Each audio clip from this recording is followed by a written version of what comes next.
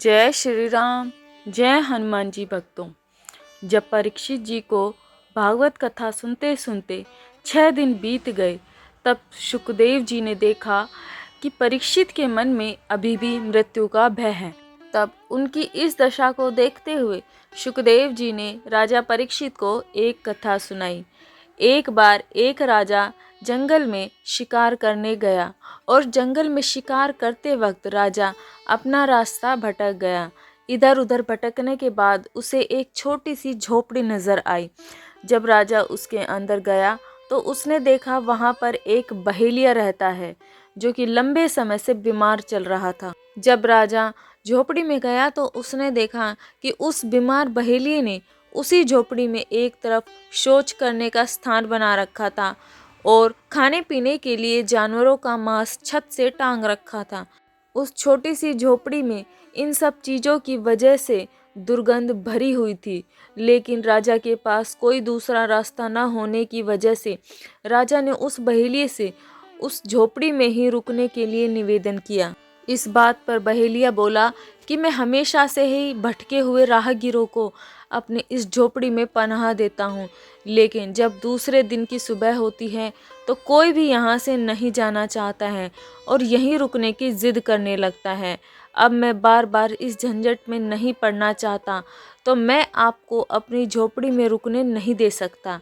यह सुनकर राजा थोड़े से अचंभित हुए और फिर बोले कि मैं आपको वचन देता हूँ कि मैं ऐसा नहीं करूँगा और सुबह होते ही अपने घर के लिए चला जाऊँगा।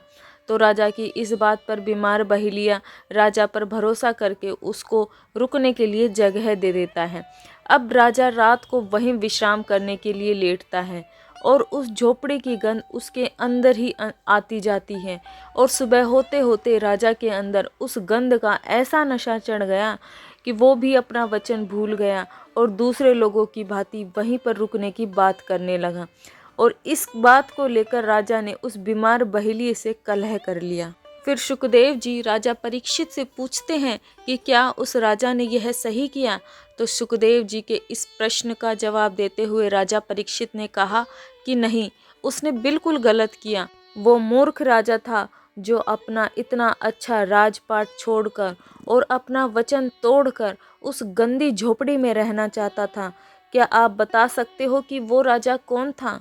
तब शुकदेव जी ने कहा कि वह राजा कोई और नहीं, स्वयं तुम ही हो राजन, जो कि इस मलमूत्र से भरी हुई झोपड़ी यानी कि इस शरीर में रहना चाहते हो, जबकि तुम्हारी आत्मा का इस शरीर में रहने का समय समाप्त हो गया है, तब भी तुम उसके ही शोक में पड़े हुए हो।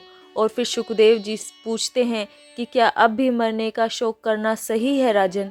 उसके बाद राजा परीक्षित ने अपने मन से मौत का डर निकालने का फैसला किया और अपने अंतिम समय तक पूरे भक्ति भाव से कथा का श्रवण किया।